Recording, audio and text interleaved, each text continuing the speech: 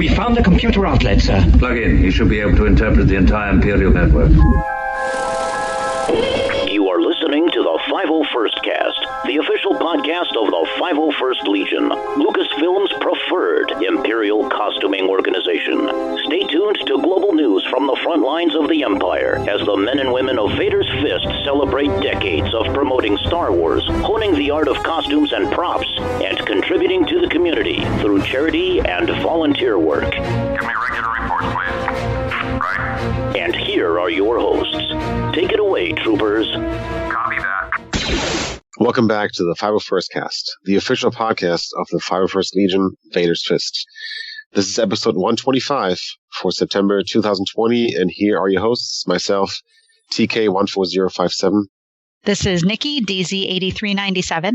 I'm Joe, TI and SL 12743. And this is Todd, TI-TB 10078.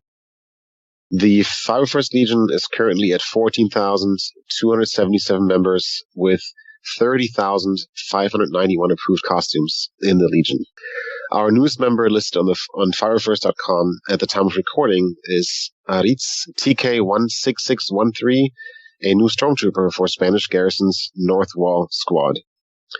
In this episode, we hear of the harrowing rescue efforts of Alaskan Vader, play Star Wars Bingo again, and take a virtual tour of Rancho Obi-Wan. Stay tuned. Recent news. So in general Star Wars news, Entertainment Weekly dropped new photos this morning as we record of the Mandalorian Season 2. I'm sure costumers are already analyzing them to see what changes there might be to the Mando's armor. And fans of the child are looking at all his new little carrying accessories that he's got going on. Did you guys see the photos yet? Yeah. He looks very cute. Okay. In that speedo bag pouch, it's very cute. I was going to say, is he older? Is he like a teenager yet? He's smoking now. So we'll have a link in our show notes, although they're all over the internet. I'm sure you'll find them before this gets published live. Here are the newly greenlit entries to our costume reference library since our last episode. The Clone Trooper Detachment has greenlit 3 CRLs of armor from the Clone Wars Season 7. Commander Cody in his attire from Season 7, Captain Vaughn from the 332nd Company of the 501st Legion, and Hunter, the leader of Clone Force 99, the Bad Batch. The Imperial Officer Corps has greenlit the CRL for First Order Allegiant General Pride. A new CRL from those of the Underworld is the Guavian Death Gang Soldier, and Scout Trooper as seen in The Mandalorian is now live. All those costumes are now ready for independent GML approval. As always, you can check out links to our new CRLs in our show notes. Thanks again to the Legion membership team for these updates. We did give a bunch of airtime to our pal Steve Sansweet during our tiny catching up with our honorary members segment, but we wanted to make sure to include links to Rancho Obi-Wan's live 2-hour mini tour they did recently. Check them out in our show notes or on Rancho Obi-Wan's Facebook page. It really gives a great feel for what an in-person tour would feel like once the museum is open again. We also wanted to share a link to a recent interview that Timothy Zahn did for StarWars.com. He did it for Star Wars Thrawn Ascendancy, Chaos Rising. It is certainly a different experience trying to promote a new book and have to do a book signing tour virtually. So be sure to follow Timothy Zahn on Facebook to find out when he's doing virtual appearances and talks and signings. This is Admiral Wilhuff talking, asking you to listen to the 501st cast. Otherwise, we'll steer the Death Star in your direction. Mission reports. On July 19th, 2 members of our Japanese garrison, TK3416 and TK12291, participated in a virtual charity marathon at Notori City, Miyagi Prefecture, which is a disaster area of tsunami of the Great East Japan earthquake. After they completed their run, they donated to Make-A-Wish Japan. Great job, and thanks to Hideo, TK3416, for that report. George Garrison had a secret mission they sent to a young boy named Jimmy who has a congenital heart condition. He had not been keen on wearing his mask to protect himself during the pandemic, so Georgia Garrison tried this spin. Take a listen. Star Wars. Episode 1. The Search for Jimmy. It is a dark time for the Empire. The rebels are gathered at a secret outpost ready to strike a blow at the heart of the Empire. They have located the personal data files of Lord Vader and will stop at nothing to get their hands on it. The Empire is desperately searching for the newly recruited stormtrooper Jimmy. They're searching for you. He has proven his loyalty to the Empire, and Lord Vader has a secret mission for him. Only Jimmy can save the Empire and help keep Lord Vader's personal data files safe. The Empire has been searching for him in the hope that he will be able to keep the hidden data files away from the rebels. Can you do a secret mission for Vader? Yes? Wow. That's about you. Wow. Yeah, let's see. Why is Darth Vader searching for me? Because he needs you to do him a special mission for him. Oh. Yeah. There's a broken Death Star. That's right. That's We've been looking for you, and we need your help in this desperate hour. Lord Vader has taken notice of you since you joined us earlier this year, and he is most impressed with you. That's why he's recruiting you for a very special secret mission. The rebels have found our location in the Outer Rim, and we need someone like you to help us, Jimmy. The special coin inside this package will only be safe with your help. It is Lord Vader's personal data disk. This is We've disguised it as a challenge coin, but the rebels are out to steal it. We need someone to help us hide it from the rebellion, and you're just the stormtrooper for the job. Wow. Lord Vader has personally chosen you to help the Empire, Jimmy. We're counting on you. We've included several disguise masks to help you hide your identity. These masks will help you hide the coin from the rebels and keep our secret safe with the Empire. Remember, this is a special mission from Lord Vader, and we need your help protecting this coin from the rebels. Keep it hidden and keep it safe. Don't forget to wear your disguise masks when you go out. We can't let the rebels get their hands on this coin. Help us, Jimmy. You're the best we've got, and we're relying on you to help the Empire. So we'll have a link to the full video that audio clip came from in our show notes. So you can see Jimmy's new Star Wars-themed masks and Darth Vader's personal data disk that he needs to protect from the rebels, a.k.a. it's a 501st Legion challenge coin. Several weeks ago, the main 501st Legion Facebook page was contacted by a mom whose son loves watching our weekly trivia show. Her son is a Make-A-Wish kid, and watching the show has helped him during some tough weeks. It was at that point we knew we had to do more for Max and contacted his local unit. Central Garrison deployed their Wolf Pack squad with support from the Rebel Legion and the Galactic Academy to pay a special visit to Max. Special thanks as well to the Mandalorian Mercs for donations of a helmet and patches. We'll have a link to our Facebook post with photos in our show notes.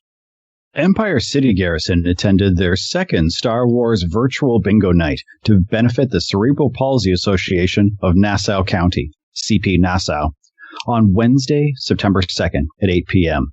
This was part of their ECG virtual trooping efforts for September, and they had members participate over Zoom in costume. Even with COVID-19 restrictions slowly being lifted in their area, in-person trooping opportunities have been limited, and they continue to get cancellations for many upcoming events. This was another fantastic opportunity to do a virtual interactive live event for a worthy charity and help them raise funds during these challenging times. CP Nassau ran a really fantastic event for about 2 hours, with 5 games of bingo, a DJ, and trivia games in between the bingo games. Like the first bingo night, CP Nassau used the services of LI Kick and All-Star Party LI to help put it together and ran it as free registration/optional donation event. They had around 50 participants, including 501st members, join the party, not only from ECH, but also from Northeast Remnant Garrison, Star Garrison, Columbia Garrison, Rebel Legion, and Saber Guild. plus some special guests, including Dominic Pace, Gecko the Bounty Hunter from The Mandalorian, and cosplayer Fluke Skywalker. This time, they had our members ask some of the trivia questions, and it definitely added to the interaction and helped feature some of the costume characters. Many 501st members answered the call to make some prize donations of Star Wars items, and a few made some substantial donations.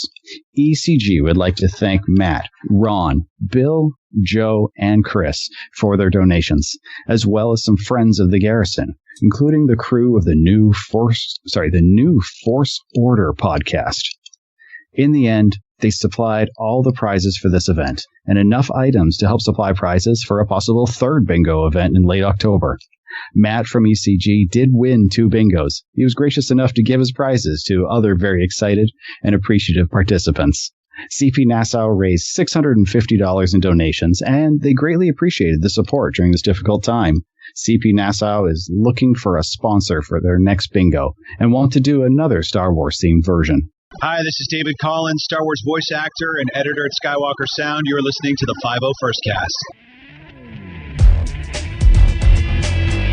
Member Shoutout. Congratulations to July Trooper of the Month, Jake Sloan, SL99504, a.k.a. Alaska Vader from Alaskan Garrison. Here's the story behind his nomination. It's a bit longer than our past member shoutout segments, but we have a short episode this month, and this story is definitely worth it.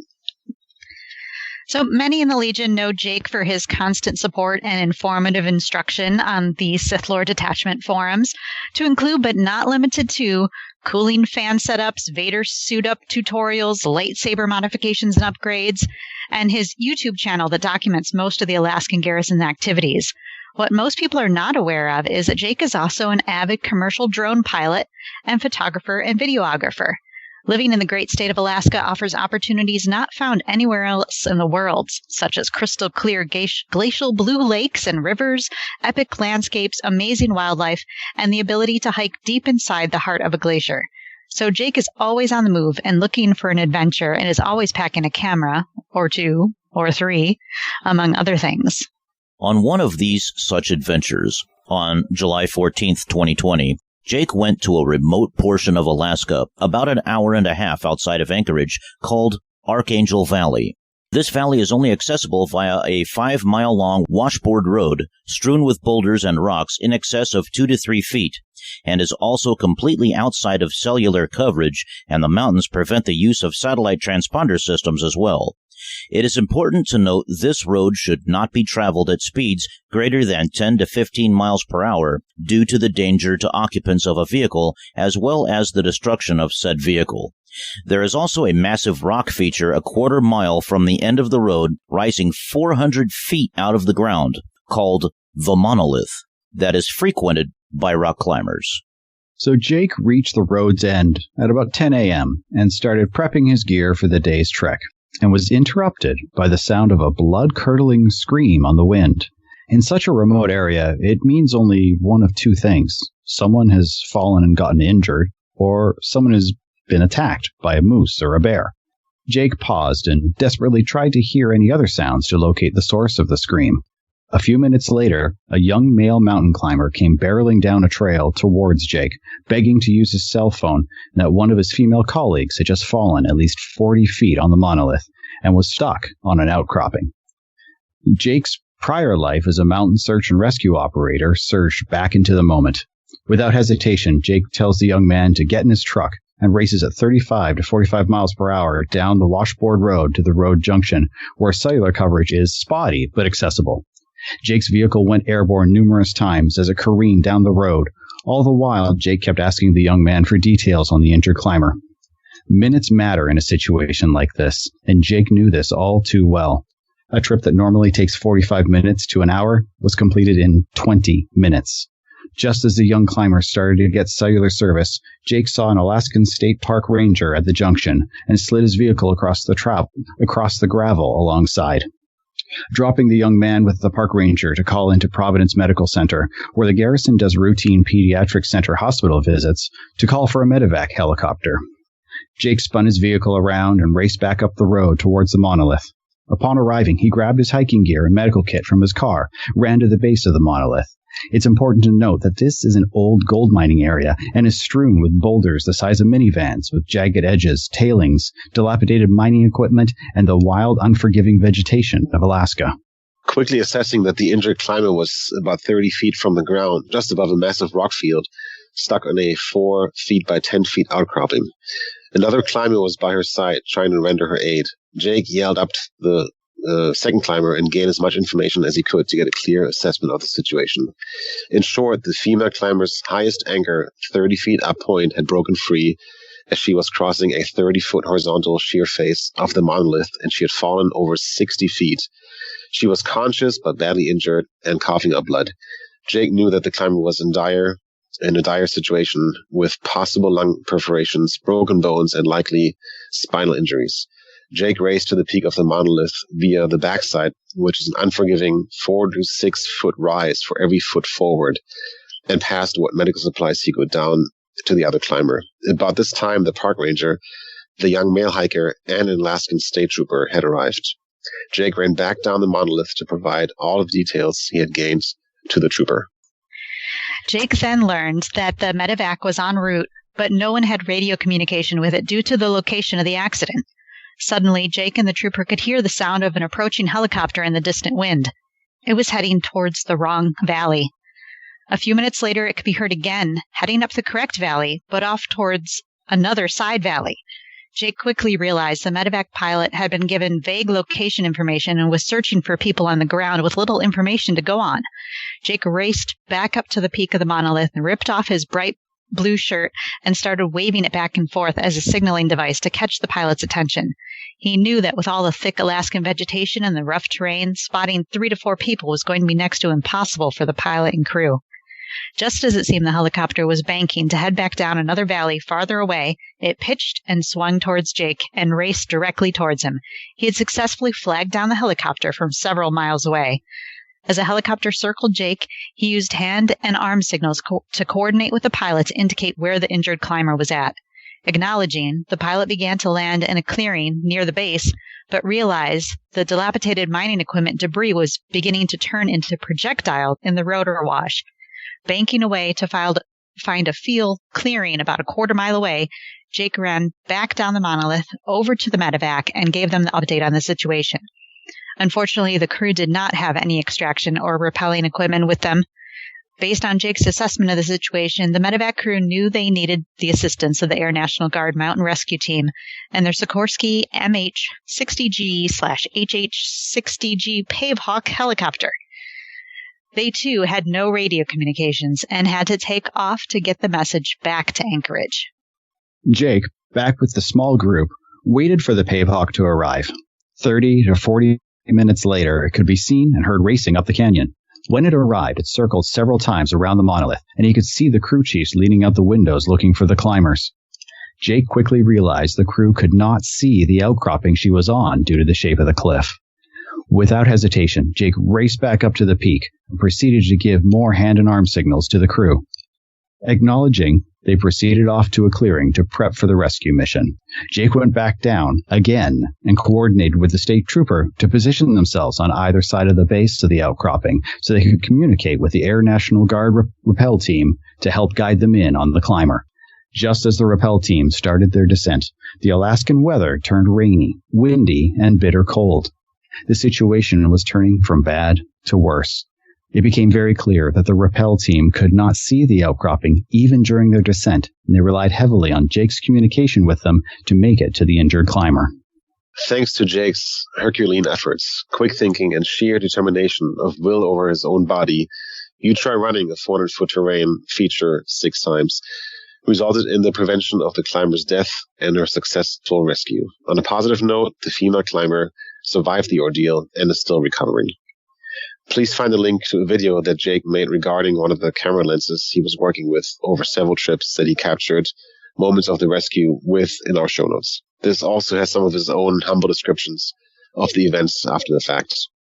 There's also a link to some photos by Garrison mate Brian, ID 62832, of Jake and the monolith and the hike he went on him with him to assist in completing his review. Jake's nomination was submitted by Brian ID 62832, Alaskan Garrison. Wow, what a story. Yeah, we mentioned this was long, but I think it was definitely worth it.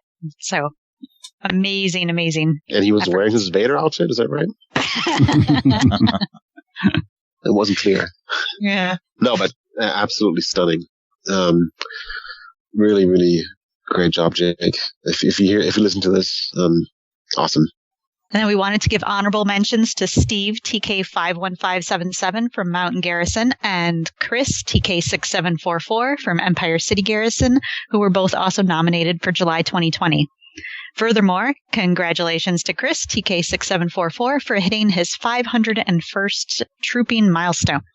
Not that we were too surprised that he got up to 501 troops. Nice. Fantastic that he made that, especially with the lack of options, really, and availability of troops. So they're doing a great job out there. As always, our official home on the web is 501st.com/podcast, where you can post your feedback and comments and listen to previous episodes of the show. The 501st Cast can be tuned in via iTunes, podcasts.com, or Stitcher. The 501st Cast is an easy way to catch up on a few weeks of Legion news while driving, at the office, or working out. But if you're looking for up-to-the-minute news, you'll need to get it from our social media feeds like Facebook and Twitter. Just look us up on Facebook as The 501st Legion, or go to facebook.com/The 501st Legion. You can also follow us on Twitter as @501st Legion, or go to twitter.com/501st Legion. Join in the discussion as thousands of fellow fans share their passion for trooping, Star Wars, and charity. The 501st Cast is also available on the iHeartRadio app. The 501st Legion is a worldwide Star Wars costuming organization comprised of and operated by Star Wars fans. While it is not sponsored by Lucasfilm Limited, it follows generally accepted ground rules for Star Wars fan groups. Star Wars, its characters, costumes, and all associated items are the intellectual property of Lucasfilm. Copyright and trademark Lucasfilm Limited. All rights reserved. Used under authorization.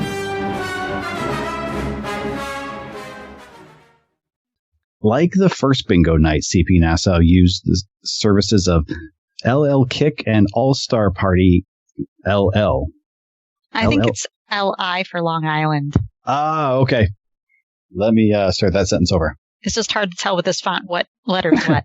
I was thinking it was like llama, like a capital L and a small L. I see your point, sir.